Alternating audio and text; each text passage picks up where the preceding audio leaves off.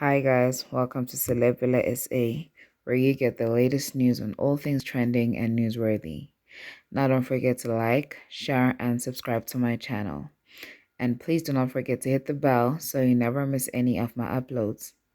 Cassper Nyovest hasn't been saying much on the Braai Show drama.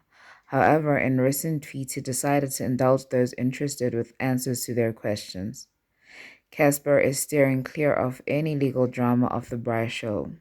AKA is currently in dispute with SABC after his legal team delivered a cease and desist letter. Basically, Cassper said that whether AKA owns 50% or not, it will air. And though AKA's fans might have a lot to say about it, it would eventually blow over.